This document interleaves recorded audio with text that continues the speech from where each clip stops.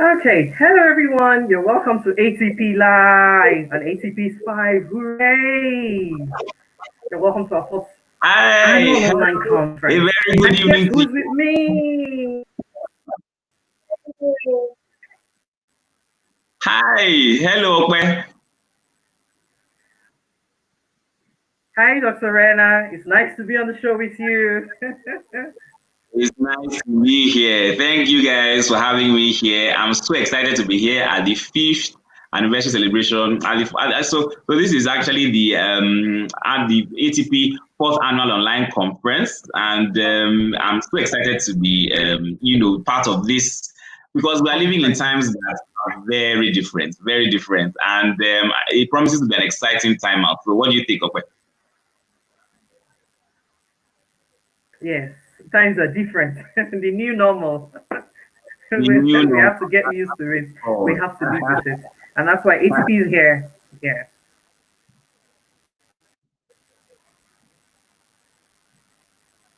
All right. Welcome for joining us. Not alone today. So many wonderful doctors that'll be joining us this evening. So get your questions ready. Invite your friends. Invite everybody. All right? We're streaming live on YouTube and on Facebook. Okay? Don't forget to put in your questions. We have our wonderful professionals here to take all your questions. All right? So, Dr. Rena, should we bring them on board? we absolutely should. Without further ado, as we say.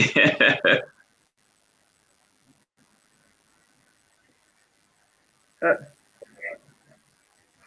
okay. So here is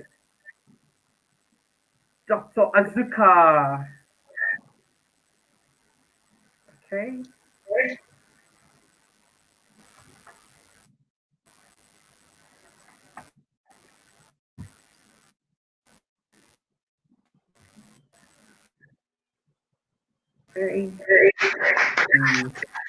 Hello everyone, and Azuka, thank you. can you hear me all right? Yes, we can, Dr. Azuka. Good, yeah. Hello everyone, and welcome to the Hey, show. Dr. Azuka, can you hear us? Are you? Yeah, I'm glad to be here, and I hope that we'll have a swell time together, looking at a few of the issues that concern our children. Thank you.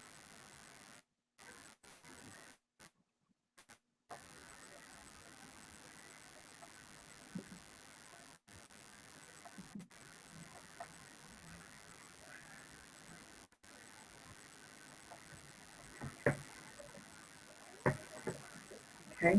Pardon the um.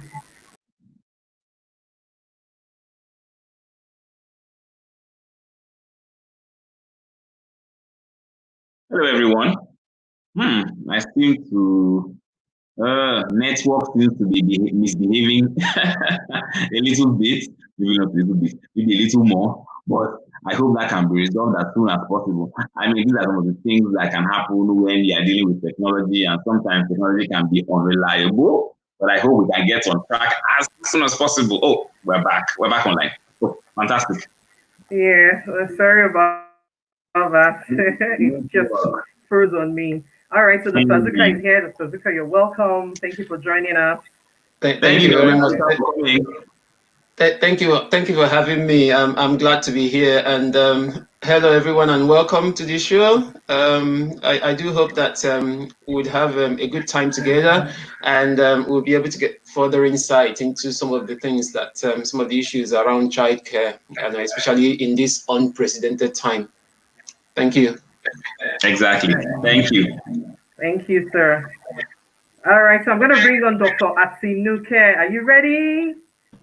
Hi, hello everyone. You're welcome, Ma. How are you? Hi, I'm excited to be here today. We've rolled out the red carpet for you. Thank thank you.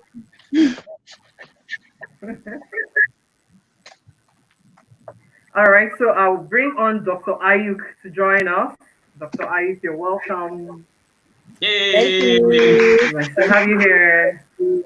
I hope Happy you to guys be are recording at home. Oh. These are superstars. here. Thank you. I'm happy to be here. I hope we've been Thank you able for to. coming. Yeah, it's a big privilege to have. All right. And the last panelist for tonight is Dr. Chizoba Peters. Hi everyone. Hello, Dr. Peters. Hello, I'm the hello. only non-pediatrician in the house, so listening to this. Yeah, I don't want to go to sleep, really. Hey, be careful. Watch out. I'll keep some trouble for your way. We'll let you guys in on the All joke. right, so you're all welcome.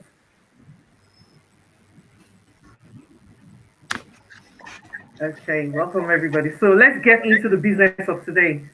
Can we? Yep. Yes. Hello. But looking at the new normal, living with COVID-19, that's our life now.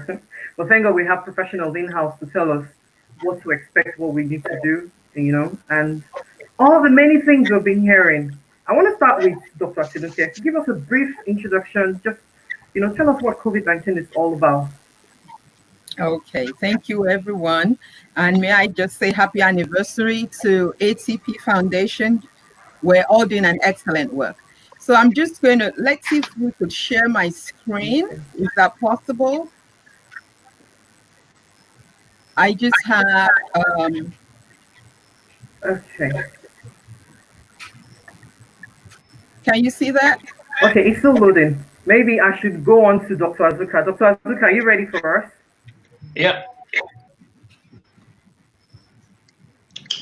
So, okay. So, Dr. Azuka, I know that there are peculiarities when it comes to practicing medicine and healthcare. There are peculiarities that exist based on the society where you live or the community where you find yourself practicing. And so these variations can be something from as little as what drug is prescribed for what condition to investigations that are done for any slight condition. The Americans might do MRI for a headache, and then the Britons look at you and say, "Oh, go back and come back later."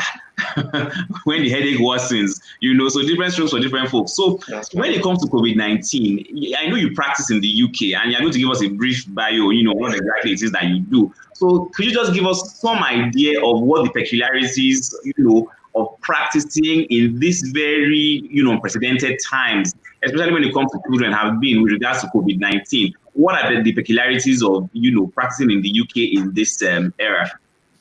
Well, thank you very much.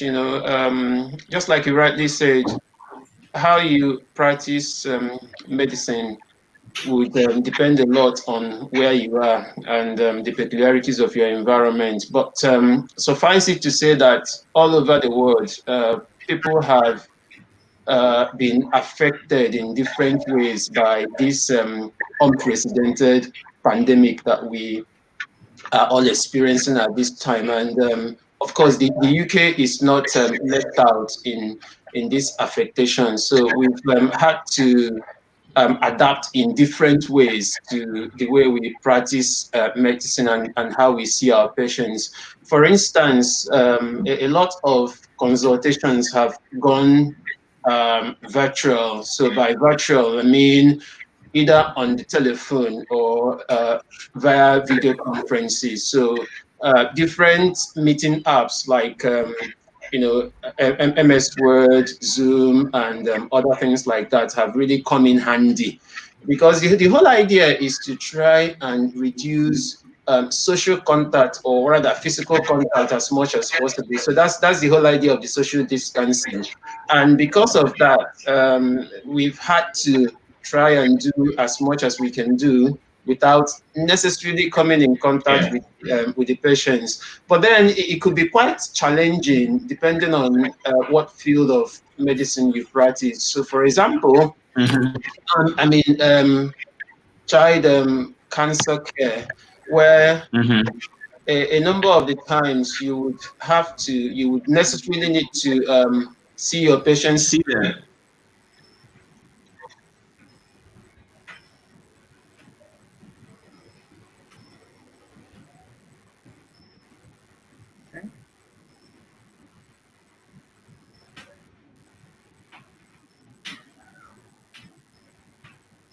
Is it my network or is Dr. Azuka frozen? Yeah. Is it me? I Because think it's the network. I think he's I think it's the network. It I think cannot it's be the network. network. It cannot be the network in the UK. Oh. It's the network on our side. Cannot be the network in the UK. As in, I'm sure our own Well, we reception can is hear something. ourselves, Dr. Renner. Well. Who knows what form of sorcery is going on? but I hope it does come back. Oh dear, he's okay. dropped off. Maybe, I think. What about Dr. yeah, maybe he Tinuke's needs to reload. But while we're slides? waiting Can we for him, load them now? I mean, if we um, don't have the slides, I think we can still talk. All right. So the coronavirus, okay, fine. Yeah. it's a group of viruses that has been known. But most of the time they're zoonotic, meaning that they very rarely infect humans. All right. So, but this particular one was first discovered in Wuhan in December of 2019. And that was why we're now all saying, look, this is new, this is new. It's not like we haven't had issues with other viruses causing things like, pandemic, but because has never affected humans before. And that's really why we're having days, that we're all super excited, so to say. And, they first thought it was in a place in China, that it was probably from the animal live market there, and then it got to humans, and then we had all that we had. And the first case that really was discovered in Nigeria was in February of 2020. We still thought that we were going to dodge the bullet. So we're all like, okay, they can quarantine those people and all that. But then it became a pandemic, meaning that the rate at which it was affecting so many individuals in different countries was so astronomical that WHO had to make it a pandemic. And what are the common symptoms? In fact, by the time we list out the symptoms, you think it's malaria. You would have fever, a chills, you would have a sore throat, dry cough, difficulty breathing, and then something a little different. People now begin to experience loss of sense, loss of smell, and loss of taste. So by the time you put all of that together, then you begin to think, okay, maybe this is just not malaria, and it's not the village people, and that probably you need to now begin to get checked. And in children, we have realized that some of them actually even have gastrointestinal symptoms like diarrhea. They come up with, there is a syndrome, multi-systemic inflammatory syndrome that appears to be similar to Kawasaki. And, so these are different ways that these virus could present. All right. But also there is so many myths going on now that I really wish that we could see my slide. So it cannot be caused by mosquito bites. All right. Putting onions in your room will not stop the virus. Please do not bathe with Dettol. Do not drink Dettol. Okay. Boiling ginger and garlic and all of that, they have their nutritional value, but please, it's not going to stop the virus. All right. Stocking up on antibiotics and chloroquine do not self-medicate. Make sure you see a doctor. If you begin to have any symptoms at all, please make sure that you see a doctor. Thank you.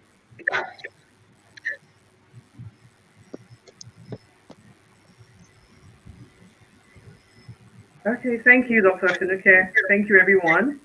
I can see so many comments, rolling in. Thank you, everyone, for joining us. We're glad to have you. And Dr. Azuka is back. Do you want to wrap up, sir? Oh, thank you very much. I had a little technical hitch there. Yeah, so just like as I was saying, it's the COVID-19 pandemic has significantly changed a lot of things regarding the way we see our patients and how we practice, and in fact, even how we live as a society. It is meant that people have had to be separated from loved ones. People have had to not be able to go to places that ordinarily they would have wanted to go, like to the cinema, to sporting activities and things like that. So it has, I mean, massively changed how we live and also how we practice. And in fact, you now have to take certain extra precautions when you are seeing patients just to make sure that everyone is safe. The other day, we were making a joke about it, how the anesthetist would make us swab all our patients a million times just to make sure that they are safe. But then, of course, that's what it is. That's part of what our new normal has come to be.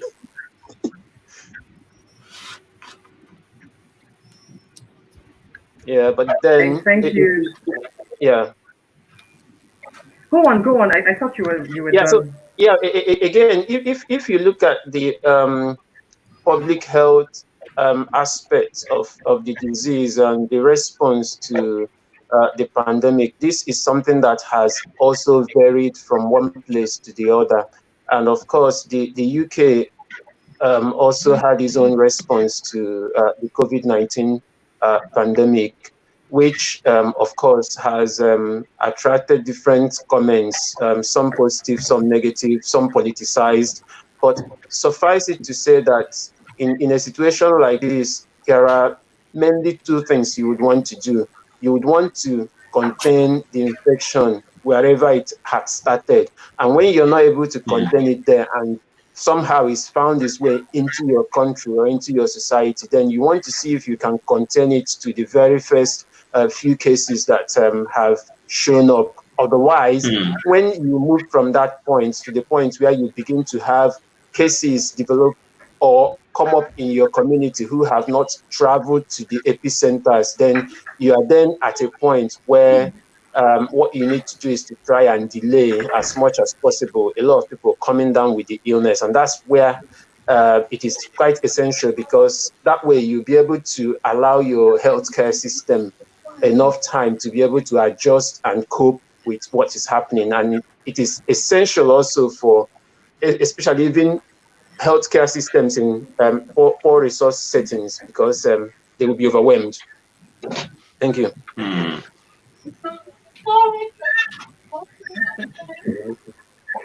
Okay. Really important point.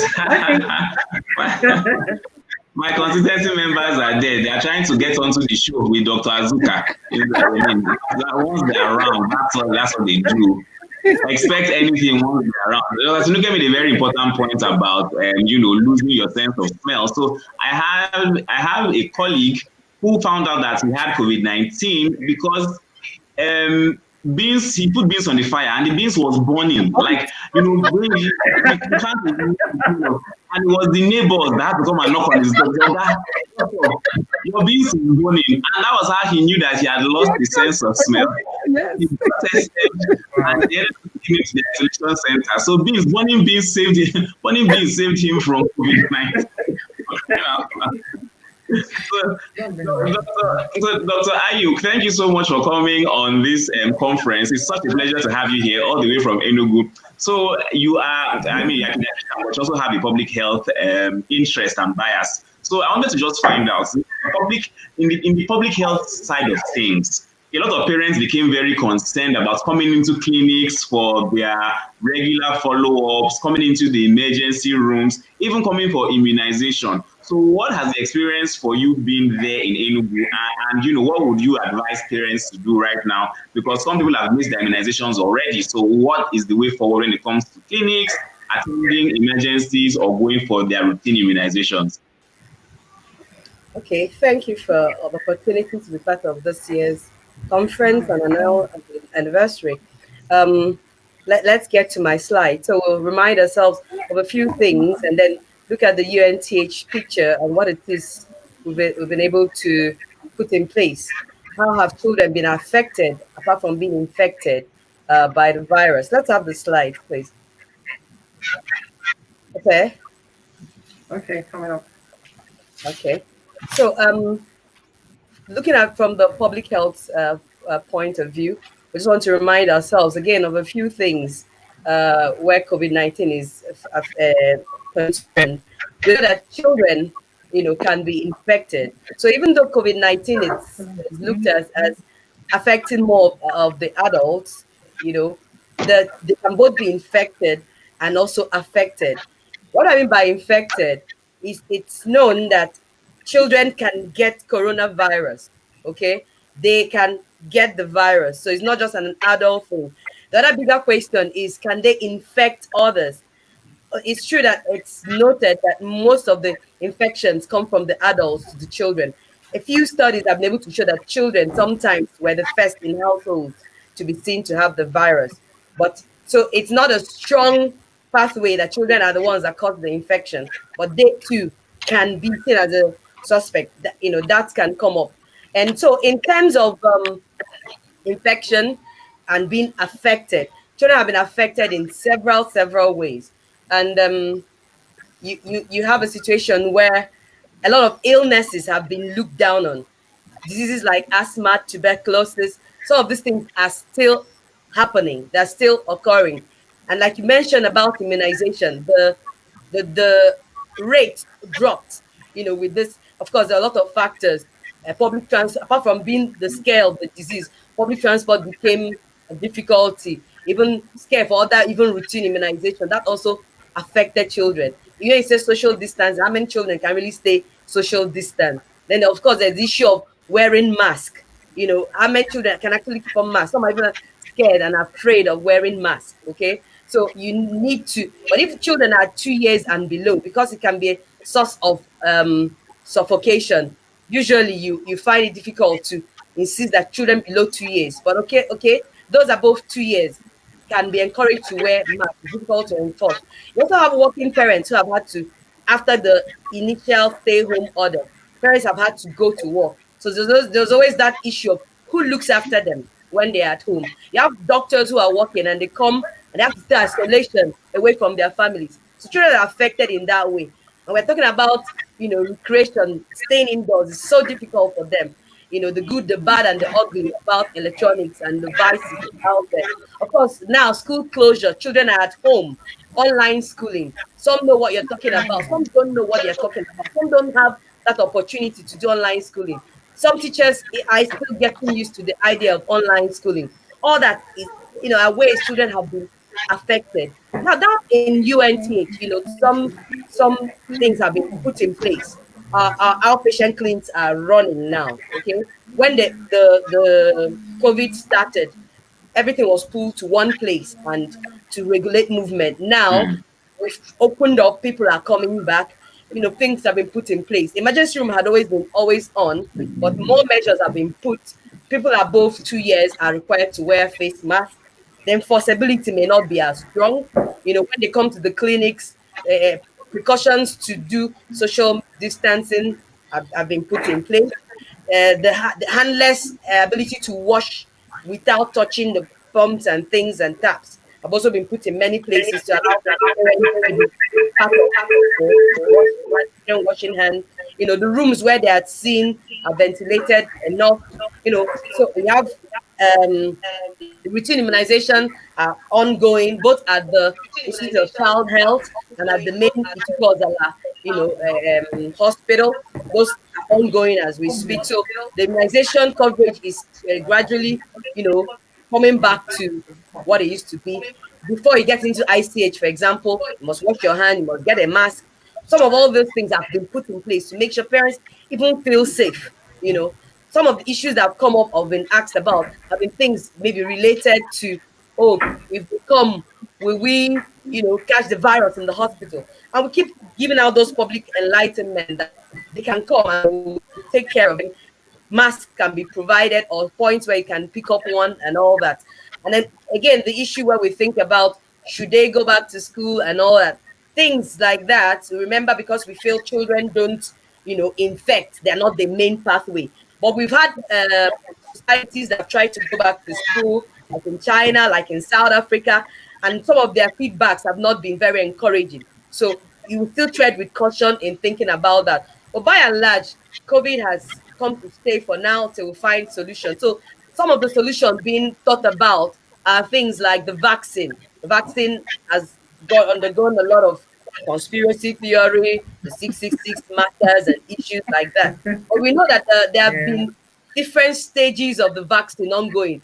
Of course, like every drug, vaccine is not an exception. You don't jump in and start with children. So there have been phase 1, phase 2. The later phases are now gradually beginning to include the very elderly and the younger ones. Okay, they Hmm. have said that by September they will roll out, you know, enough quantity. But most scientists behind the vaccine still say it may take a long time, 18 to 24 months, to be able to roll out what will be useful. So Exactly. the vaccine updates may look like now children are being put into the trial, children and elderly ones. But by and large, the pediatricians are on board and we're doing our best to make sure the COVID is put under control. Thank you.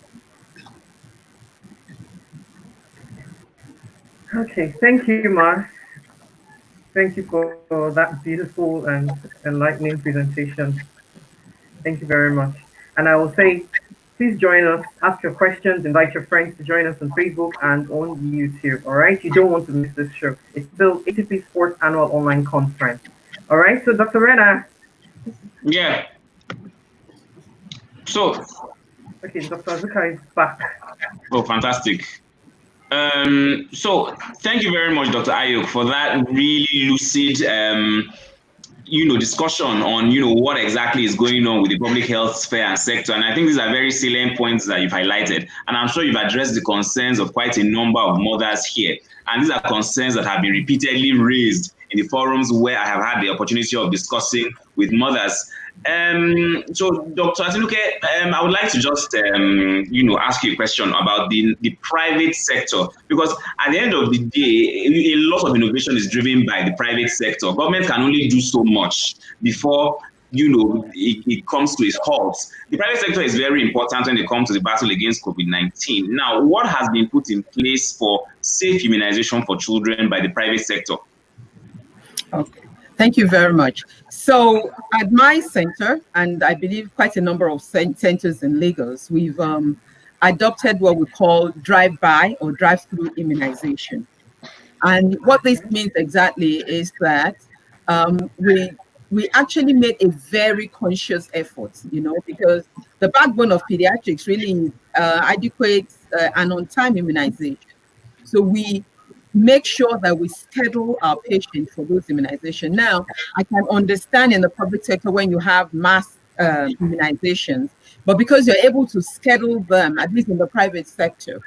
So we have, a given number of children per hour. So when they get in, of course, they've scheduled them prior to that. So we have all their vaccines ready and available. So when they come through, the parents call the hospital and the nurses now drop the vaccine. And then the parent now drives into the compound with your child and everybody still in the car. And then the nurse comes out. Of course, the nurse has the PPE, that's the gloves and the mask on. They give your child the vaccine and you're on your way. So we really reduce the number of, the way, you're not meeting with any other person. It's still just you, your child in your car, and then we do that. And then if there is a need, all right, now this probably would work better if you're a year and above. All right, for those less than 1 year of age, it's still very important that we get their weight, their length, their head circumference. We want to be sure that they're growing well. Yeah, very well. For those ones, we still encourage them to come into the hospital. And what a number of private hospitals have done, even the public sector, we've had to erect touchless taps and soap dispensers, touch-free hand dispensers. We limit the number of people coming in, so we now have just one caregiver per child. The days of having grandma and the aunties and uncles just coming with one child is over. It's just one person per person. And it's mandatory to wear masks.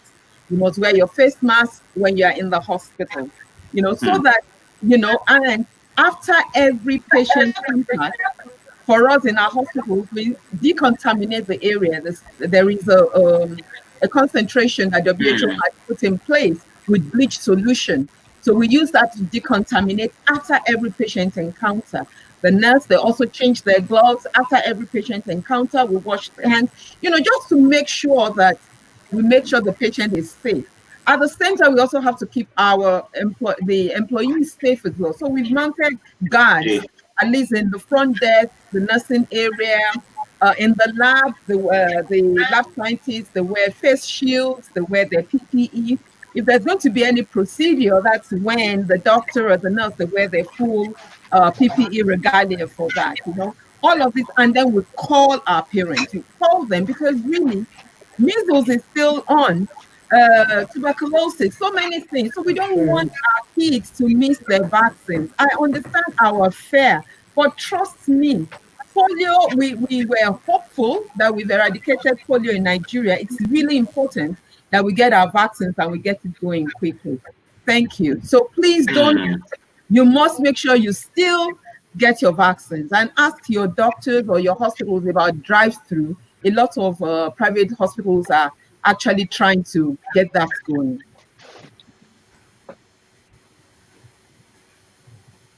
Thank you very much, Dr. Sinuke. Just a quick one as a follow-up on that. Some parents have already missed their children's vaccines and they are worried, oh, do I have to repeat a dose? Do I need to, repeat the dose that I missed? Or is it is all lost now? Do I have to start again from the beginning? Could you just address that very briefly? Okay, so the days of restarting, they're over. So we just, wherever we get your child, we give them that vaccine. If we need to give them a little closer than what we would have wanted, then we do that, all right? But we don't restart vaccines all over again. So if, for instance, you miss your 9-month shot and we're just seeing your child at a year, we'll go ahead, we'll give you your 9-month shot then, and we'll give the 1-year shot at that time as well. So, the whole idea is to make sure that we get everybody up to date. Fantastic. Thank you very much.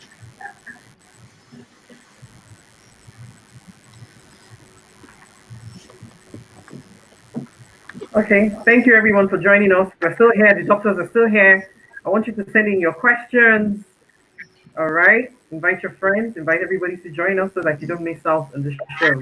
It's still ATP at 5 and our 4th online conference. All right, Dr. Rena, over to you.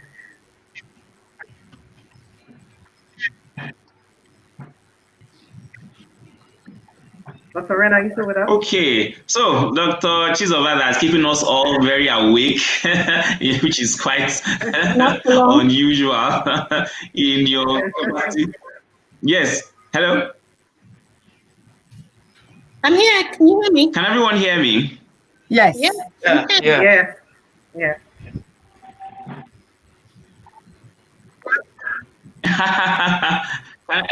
Okay, so Dr. So when Dr. Azuka, first of all started talking, he mentioned that Dr. Chizoba Peters is going to put us to sleep because she's an anesthesiologist, and of course we all know that anesthesiologists put people to sleep. As in, if you ever wanted to fall asleep in anybody's arms, it would be an anesthesiologist. Oh yes, you do wake them up, and also like one of my friends would say, the anesthesiologist or the anesthetist is the only person apart from your mom who cares whether you've eaten or not. Oh yeah, we care a lot. We care a lot. Well, it's really interesting. So thank you so much, Dr. Peters, for joining us. I know that you are an intensive care unit specialist, so you essentially handle the intensive care. So first of all, what has your experience been so far with COVID-19 and children and the intensive care units? And second, I know that asymptomatic patients are a bit of an issue because as an anesthesiologist, you come across a lot of patients who might be coming for surgery, elective surgery that had been planned previously. So do you test all of those patients coming in for surgery, even though they don't have any symptoms? And how often, should these people be tested? For instance, health workers, how often should health workers be tested? And is it really necessary for people who don't have symptoms to be tested periodically, especially healthcare workers? So first, your experience with the ICU and COVID-19, and then, how frequently should an asymptomatic person get tested based on the risk that they're exposed to for COVID-19? Okay, so thank you very much, Dr. Rena. Good evening, everyone. I'll start by saying that generally we fear what we don't know. So the first Sure. 3 weeks of the COVID-19 pandemic as it affects us here in Nigeria was a whole lot of fear. I would probably say I spent the first 3 weeks talking doctors and nurses off ledges, because a patient coughs beside them and they freak out, they imagine that they're about to die. You have to remind them. I had friends who ran hospitals who completely shut down their hospitals and they were like, listen, I'm running into my room, I'm going under the bed and I'm going to sleep. We're not doing any of that. Now, so I run an acute center and most of our cases end up having respiratory issues. So the first Mm. 8 weeks of the COVID-19 pandemic as concerns Nigeria really was very traumatic because we Difficult. were not able to give care to people who actually desperately required it. Yeah. And that for me was truly heartbreaking because there would be Mm. people coming in, respiratory issues, they'd have stats as low as 50 and they're looking at you, staring at you in the face, and when we started critical care, we found a patient with an SpO2 of 70. They're acting crazy, they're exhausted and all of that. But with Crashing. COVID-19, SpO2 of 50 and they're calm as, a cucumber. So initially it was really traumatic because the government has already said private settings are not allowed to manage COVID cases. We weren't allowed to Yes. test, so you can't even test. So we would do everything that we could. Of course, at first was history of contact, history of recent travel until there was community spread, and then that was Yep. easier. Yep. Hmm. Think about the symptoms, respiratory symptoms with fever, with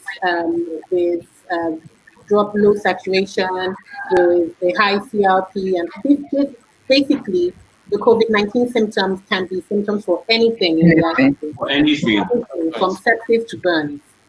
Um, and the problem for us as anesthetists is that, like I said previously, if you need to take over a patient's airway for whatever reason, just looking into that airway as you are It's looking a into the risk. patient's mouth, it is almost like it's like you're standing beside a nuclear reactor because all the COVID-19 particles are just coming out. It just aerosolized. Unfortunately, I know quite a few anesthetists who intubated patients at the beginning who ended up getting COVID-19, and I know one who passed away. So it became really quite even scarier. So now that we know a lot more about COVID, now that we know a lot more about how to protect ourselves, what we need to do, it's less scary, it's less traumatic. We just do what we need to do, remind ourselves to treat all patients as though they have COVID-19, which is what if you think about it, if you're old enough, you remember when HIV came, everyone, don't shake, don't touch, don't breathe. But now you're like, how it gets contracted and you behave yourself and you do universal precautions. So that's basically what we do. Now, with regards to the Hmm. symptomatic patients, there are 6 of us here, 6 of us on the screen. All 6 of us could have COVID. All, 3 or 6 of us could have. We don't know. There are people who have been exposed to it that, recovered from it without even knowing they had it. And to be fair, if you think about the fact that 80% of the Yeah. population will have it and have a mild symptom, you really can't tell. Um, but then for us, we know that trauma, surgery can reactivate and worsen anyone who had like a latent disease. So initially, the idea was stop all the elective cases. And Cases. stop all the elective cases was more about reducing, keeping bed spaces available for patients who would end up having COVID, and then also Hmm. minimizing the risk to anesthetists. So what we ended Mm-hmm. up doing was gradually restarting the elective cases because COVID-19 didn't run all the diseases out of town. There are still, malignancies, cancers, intestinal obstruction, all these things going on in spite of the pandemic that need to be addressed. Mm-hmm. Do all patients need to be swabbed? No. The truth is, one of the things that we haven't addressed is not all tests are accurate. Not all tests actually tell you if there are many false positives and false negatives. So some people are doing antibody testing. Even those antibody testing, some of them are false positive, false Positive. negative. That's true. So if you don't have the PCR kit and you're not, and it costs Yeah. quite a bit, you're really stabbing in the dark. And sometimes that's actually more dangerous because if you get a false negative, you put your guard down, and then the patient is actually positive. So then Yes. Actually positive. so what we decided was, I mean, clinical history is still very important. Find out what's going on with the patient, ask the obvious symptoms, fever, cough, coryza, nausea, all those things. Or in my terms, everyone who's going to get, I mean, before it was, if you're 45 and above, you get a chest X-ray. But now, everyone who needs City. electric surgery gets a chest X-ray. And if we see infiltrates in the lungs, then we escalate, which I think is fair. As it concerns pediatrics and anesthesia and critical care, we haven't had any critically ill trials Child. with regards to COVID Really 19 not. in the private sector and in the government centers as well. Hallelujah. But Thank God. we Oh, have had children come in critically ill from effects of COVID 19. So 2 weeks ago, I had a child who had been complaining of abdominal pain for a week and a half. Parents who are learned and who would ordinarily take their child to the hospital didn't Yeah. Too because of afraid. COVID 19. Child came in with gangrenous bowel. We had to reset Oh, too almost his bad. entire small bowel. He only had less than 50 centimeters left. Obviously, he's going to get small bowel syndrome. Obviously, this is now a small problem that has now become a lifelong problem. So these are the things that happen. And if not, I mean, the parents were just protecting their child. They didn't want to take it to the hospital and get COVID and all of that. So that's where it affects us. And then obviously, it was hard enough to approach a child, take the child away from his mother wearing green and a face mask. Now you're wearing green, a face mask, and a Good. hood. So talk about separation anxiety increasing to like 100%. Yep. Taking the baby away from mommy and singing. You can't sing enough. You can't sing enough nursery rhymes to stop the child from crying with all your Mhm. so that really affects anesthesia, of course. The separation anxiety is, out of here. But I mean, at the end of the day, if, we try our best to protect ourselves, protect the other people in the room, and protect other patients. Because people keep saying, oh, doctors only think about themselves. But think about the fact that most of the patients who come into the hospital are already immunocompromised.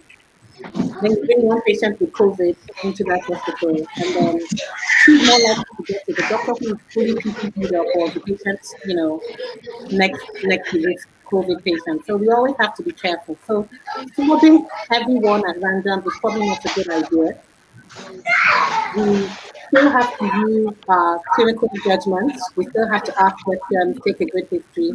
Yes, there are asymptomatic carriers, but if we feel that the risk to the healthcare workers and to the other patients is high, yes, do a chest X-ray. Yes, do a test, but make sure that it's a test that actually gives you a result that you can work with. work with. Wow, amazing. Thank you so much. I mean, that's just so insightful because at the end of the day, you do realize that, yes, a lot of people probably have suffered more harm as a result of not presenting to the hospital on On time because of the time. fear of COVID-19 Exactly. than Not the fear and the COVID-19, phobia. yes, than COVID-19 itself. I mean, countless stories of how people who had a completely different diagnosis ended up Yes. suffering quite significant harm because they didn't want to come to the hospital because they were, concerned or worried. I think that's really key. I know now from my own personal experience, I had to go get tested for COVID-19. Once. Unfortunately, it was just that once because I was exposed to a patient that had come to the hospital and then they shut us down. I had to go get tested. Very uncomfortable, by the way. Very uncomfortable. Fortunately, I was negative, but I haven't had to go get tested again. Thank you.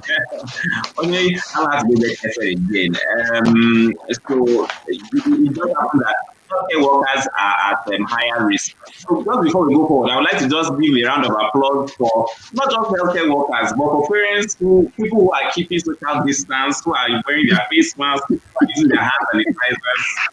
You guys are all safe. So, faculty members having meeting in the background, having their own meeting. Remember having a meeting here. Great stuff. Okay, I think there's a question for Dr. Azuka here. Okay.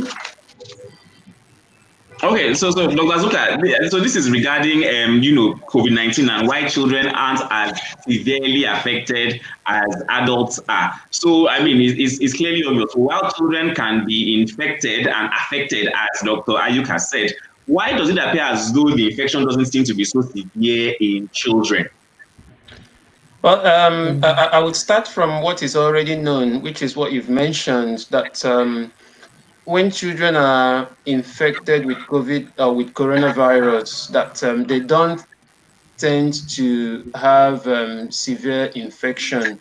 And the same is also true for the infection rate in children. So from most places in the world, and I think it's only from South Korea that you have up to 6.3% of those who have been tested overall or who tested positive being children. But in most other places, the infection rate has ranged between 1 and 5%. And that's something we know for sure. And we have also said that the majority of individuals are going to be either asymptomatic or would just have mild illness. And this is even truer in children. So we tend to see a lot of children with mild disease. And there have been a number of postulates for why this is so. And I would just mention the fact that we don't know a lot about this disease at the moment. That's one thing that is for sure. It is caused by a virus that has been, well, initially termed a novel virus. And it is novel because it is new. And so a lot of things about it are not known. But then, of course, we can make associations. And that's how science starts to build on observation and then more evidence.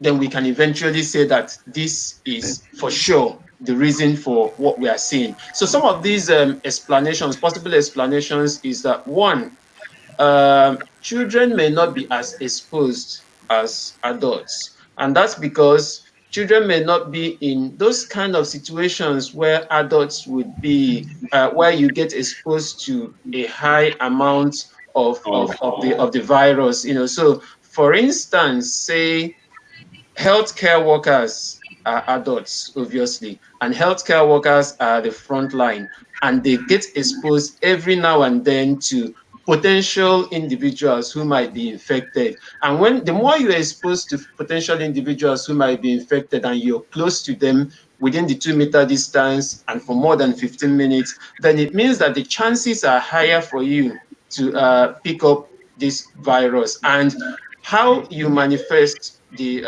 your symptomatology, what happens when you have been when you have been inoculated with this virus, has also been found to be associated or linked to how much of the dose of the virus that you take in. So that's one thing. Then the other thing is that in the children population, we know that from time to time they also have other forms of respiratory illnesses which are caused by other viruses. So there are other viruses like what we call the respiratory syncytial virus, the influenza virus, adenovirus. So these viruses can also coexist with the new virus, the SARS coronavirus 2.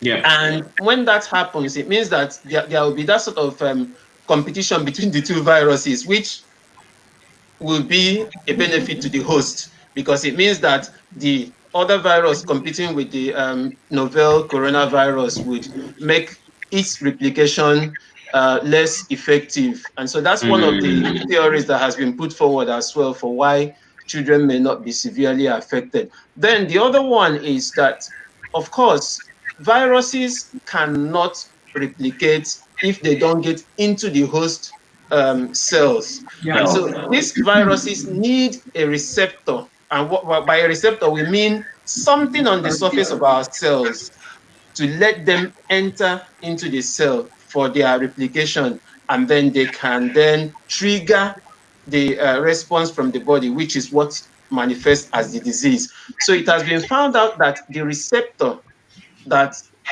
the virus, the coronavirus, needs to get into the cells, which is called the ACE. It stands for angiotensin converting enzyme receptor. It's not as expressed in children as it is expressed in adults. So that means that the virus finding itself into the cells of the children is also a bit more difficult for it than finding its way into the cells of adults. So these are some of the reasons, being put forward for why children may not be as infected as adults, and why even when they get infected, they don't present with severe illness. But of course, a lot will become clearer down the line when we have more information, when we have more data. Thank you very much, Dr. Azuka. It's a very important point that you raise. And in certain circles, we've heard it said that children, however, even though they are not affected or, even though they're not infected, as severely as adults, but they can be spreaders. And so a child might, not seem to have any symptoms, but he might be carrying the virus from one adult to the next, and even the grandparents and parents. So even though they're not infected, we've heard that they might be able to spread it. Of course, the other thing is that a lot of parents have come to give a testimony that ever since the children stopped going to school, they don't have any cough and kata again. No, hey, Yep, yep. they've been so excited about that. So unfortunately, that means Absolutely correct. that viruses and all our other adenoviruses that you've mentioned, they're not having a good time. Unfortunately, they are being deprived of the children's respiratory tract, and these viruses at the end of the day be helping these children to stay safe from the coronavirus. Thank you so much, Dr. Azuka. So, do we have any questions from our viewers? No questions yet. Just comments saying thank you, well done. Everybody enjoying the show. Okay. I don't have any questions. So I think this session is really important in the fact that there are so many questions. So we've talked about school, we've talked about vaccinations. A lot is still up in the air because there's still so much we don't know about the coronavirus. But is there anything that anyone would like to highlight in terms of, so for instance, travel? I know children are still not, right now, even travel is still restricted on now. But when travel does reopen, are there any specific peculiarities that might affect children in any way? Anybody can take this.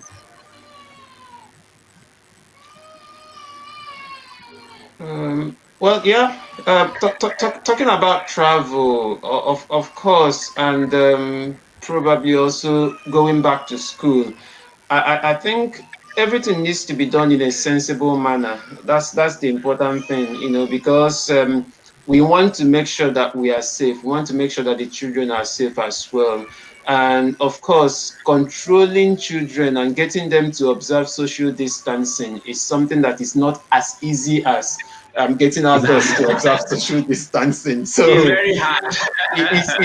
it is something that we would then need to start building into how we live our lives in terms of traveling. So I think it would mean that you need to travel with the number of children that you can effectively take care of, and make sure that you help them to maintain that social distancing.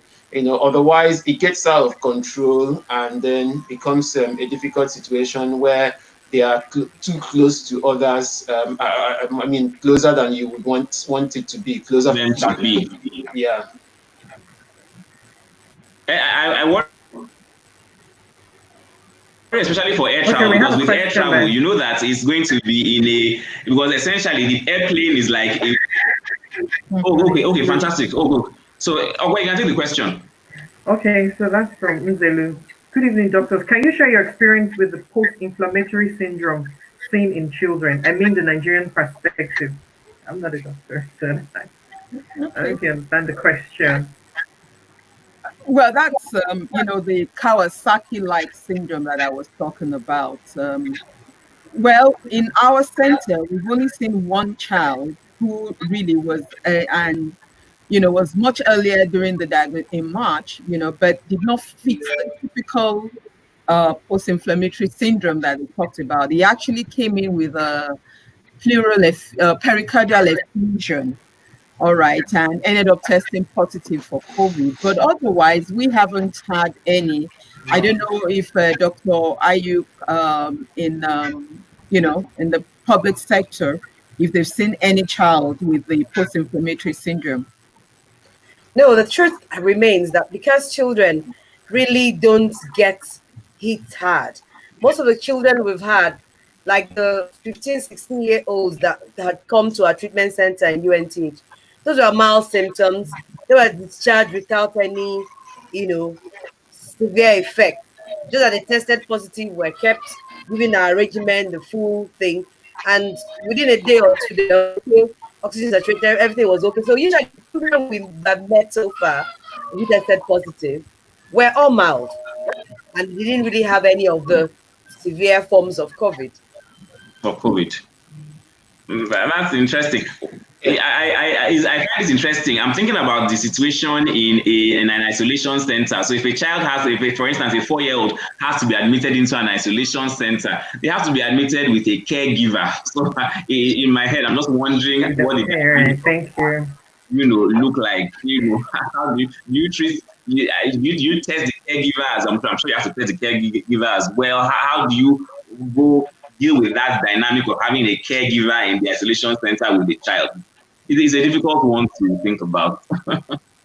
What you just need to do, because there are still isolation centers where you can't do without caregivers, and that's the truth. So you still, even if it means the minimum PPE, your proper face mask, your proper N95 and all that, where you need a caregiver needs to be there.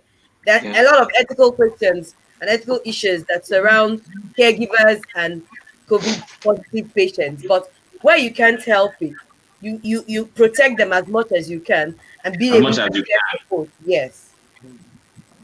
Okay, well, there's a question. Yes, another question. What's your take on reopening schools soon, Dr. Azuka and Dr. Ayuk? Maybe Dr. Azuka should go first. I tried to touch. I tried to touch that with my slide. I tried to touch that with my slide. The first thing to note is that these are a panel of beautiful doctors whose opinion are not tantamount to law or government. So be careful what we tell you and what you take away from here. But it's good to remember that we continue to emphasize the children don't have the severe forms of the disease. And we've heard Dr. Zucker talk about why they don't even really get or come down with COVID, as it were. So the question still remains if they're not good transporters or having the high rate of infectivity. In other words, if you take your good precautions and they come and they wear the face mask and they do the hand washing and you cover them well and all that, you shouldn't really have problem having them back in school, especially with all the problems of staying home and online schooling. But remember, I gave two instances. And I said, for example, not just even in the US, not just even in China, even in South Africa, where schools were reopened, many places that opened school had to close back again, either because the effectivity rate or that was on the rise. So let's be cautious. Let's tread cautiously with our zeal to want to open school. It's a good thing, but we're all seeing those who have maybe even better facilities than us, who opened school and have had to shut down again. So even though we're busy emphasizing that children are not good transport medium, if you understand what I mean, but we watch the tides and see what best suits your environment. It's true that I'm also saying that we're going to live with COVID-19 for a long time, but let's tread cautiously in our zeal as we begin to see other countries who also have better health systems and how they are coping, that we can take a cue and know how best to advise the government. That's my take. Yeah, so I Thank you, think Dr. Ayuk. it's I think it's one question that does not have a right or wrong answer, but ultimately the most important thing is to make sure that if we think of opening schools, that we are thinking of opening schools in a safe manner. there are also countries that have been able to open schools, and it did not change the dynamics of the infection in the society. I think the key has been doing it in a safe and effective manner. And that might mean doing it in a phased manner. So you don't have to Yeah. get all the kids back in school at once. That way, because we've already said that kids are not very good at maintaining social distancing. And of course, we understand why. So if you have too many of them back in school at the same time, then you run the risk of having it all go wrong. And then again, the other thing you need to take into cognizance is what is the infectivity rate in your community, for example, in your population. And that also should give you an idea of how safe it is to ask the children to come back to school. There has been some reports from different places, some of them suggesting that children may not even be able to transmit the infection. So there has been one report, I think it was in Australia or so, where a particular child could not transmit the infection to almost 1,000 people that he came in contact with. So there are very varied reports everywhere. Then there are also Everywhere. some other reports that seem to suggest that children might be able to transmit. So it's difficult. It's all up in the air right now. But the most important thing, like I said, is to make sure that whatever we are doing it in a safe manner. Trying to maintain same social distancing that we preach, that we talk about, even in the schools when we have reopened them, hand hygiene, and everything like that, that would help to make sure that we keep the infection rate low, because this is something that probably has come to stay. It's going to be with us for a while. So we must A find a way to while. reopen our economies and get our children back to school, isn't it? So we just have to find a way. So can I also just say that we've said quite a lot of things about children and schools, but I think we'll be remiss if we don't mention teachers, because Hmm. teachers also need a level of comfort, a level of safety. So the Safety. government needs to speak to us, doctors, but also needs to parley with the teachers, because they need to feel safe in their own workspaces. They can't go to school with Hmm. hazmat suits and all of that. They have to know that things are in place to make them feel safe, so that they also are not. And remember that the school system is an ecosystem on its own. So yes, the children may or may not be able to transmit, but And are you coming to tell us the story? but then there's school, and then there's parents speaking to other parents. There are other ways of transmitting the virus beyond children, transmitting it to adults, people. So just to mention that. Very, very true. Very But true. Because the school the environment minute isn't just the school kid. open up, Very the true. minute school open up, I'm going to drop my kids there, and I don't know when I'll pick them up. Yeah, I'm just going to leave them there. I'm just going to hang up the school, just throw them out and Dr. Peters, I can identify with what you have just said. listen, listen. I can identify with what you just said. Because the UK experience was that even when the government said we need to reopen schools, we need to get Reopen kids schools. back into school, the teachers' union needed to be consulted. And when the teachers said they were not Hmm. comfortable going back to school, they needed the government to answer their questions about safety in their workspace. Because it's the same as when you send a doctor to the front, say to see patients, and you don't give him personal protective equipment. So that's a concern. It's the same Yeah. as if you open the schools and the teachers are not comfortable that you've made enough provision for their own safety. So it's important that everyone is taken into Still um, safe consideration. consideration. Yeah. Okay, thank you very much. Another question very quickly. Our time is fast spent, but we'll just take the last two questions and then we'll wrap up. Okay, so Dr. Atinute, another question is that do children with underlying illnesses also show only mild symptoms? Okay, so we know that we've always said it doesn't even matter if you're a child or not, that if you have an underlying medical issue, then you're more at risk to getting the severe illnesses. So children with asthma, children with sickle cell disease, children with leukemia, immunocompromised children, those will be high risk patients. Those kind of children, I really would suggest to parents that you limit the exposure to everyone because, they're already immunocompromised already. So there's a chance that if they get the illness, that they may actually get it a lot worse than others. All right. And I think somebody also asked, if you have the infection, do you now have life immunity? We know that you still have antibodies that protect you. Yeah. I mean, up until about 3 months or more, you still have those antibodies in you. And that's why they're telling people to donate their plasma so they could use that to treat others. But we don't know how long, we've all said this is new. We don't know how long, it protects you. Now we're hearing there's a study that says that the virus has mutated. So that means that maybe there's a new one coming out and going to infect us all. But another thing I want to say is getting the corona virus infection, it is not a death sentence. So don't panic and get all excited about it. As you've heard, a large number of people who have the infection are really asymptomatic. So please, follow what your doctor's saying. Don't self-medicate, and make sure when you feel funny, it's not all corona. Please look at the example Dr. Peters gave. We still have malaria, we still have seizures, we still have meningitis, all those things going on. So don't keep your child at home because of corona. Please get to the hospital and get your child treated. Thank you.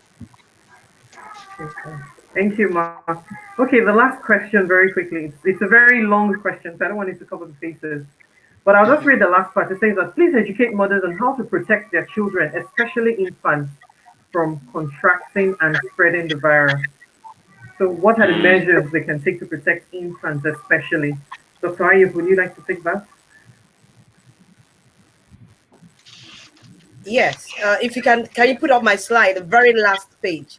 There were 7 ways. There's 7 WHO ways. Put out like general advices again, just reiterating management of COVID, especially in children. If you can put up that slide quickly, you can just run through it and people can, take a cue from that. The 7 WHO advices on how to take care of your children and infants in this era of COVID. It's available. It's on all the NDCC website, or WHO website, but it's just something I brought up and I thought it would be useful to wrap up, management of COVID, taking care of your children, looking after your infants and stuff like that. Okay, start from number 1. Okay. I'll quickly run down through it. I may not read everything. Wash hands regularly to kill any virus that may be on your hands and instantly stop them from infecting you and your child. Limit get-togethers. Now, because when someone coughs or sneezes, they spray small droplets from their nose and mouth, which may contain virus. If you or your child are nearby, you can breathe in the droplets, including COVID-19. So leave out the get-together for now. Avoid touching the eyes and nose. This is difficult for children. Okay, we can't stop them touching different surfaces or because of baby's curiosity. So we can halt the passage of the virus into the body by not touching our faces or our baby's faces as much as you can. Practice good respiratory hygiene. Droplets, spread the virus. So by following good respiratory hygiene, coughing how you should, using tissue, disposing them and all that, your baby and people around you can be protected from the virus, such as, when they have cold or flu that is related, even to COVID-19. You seek early medical care. We cannot emphasize it enough. There are many other diseases that are even killing earlier and faster and quicker, and they're still around. They didn't go on holiday because of COVID-19. So your child is sick, seek care early to protect you, prevent other, from further spreading the virus and other infections going on. Follow a safe and hygienic preparation of food. We have cooked and uncooked. Use separate chopping board, raw and cooked. Wash your hands in between handling both cooked and raw, thoroughly, during, when you cook for yourself or your family and your baby. Coronavirus can be spread by ingestion. Remember, Dr. Waje told us about even the diarrhea and the gastrointestinal aspect of COVID. And then you stay informed. Like we said, it's an evolving disease, evolving infection, evolving condition. There's more information every day. Don't stay on the myths. What do you want to tell us about? A lot of myths. Don't stay on the hearsay. Read for yourself. Be a little more educated. If you can't read the children can't read the news. So it's you who has to be informed, find out what's happening, what's new out there, if there's a vaccine or something like that. And then, take it off from there. WHO 7 ways of protecting your children and infants from COVID-19. Thank you. All right, thank you very, very much. It's been very, very, very educative and insightful. Thank you very much. Unfortunately, we have to go now. So I'll give you 30 seconds to give your final words. We'll start with Dr. Atenuke. 30 seconds, I'm counting. 30. Fantastic. If in doubt, please ask your 9. doctor. All right? Practice good hygiene and we can beat this.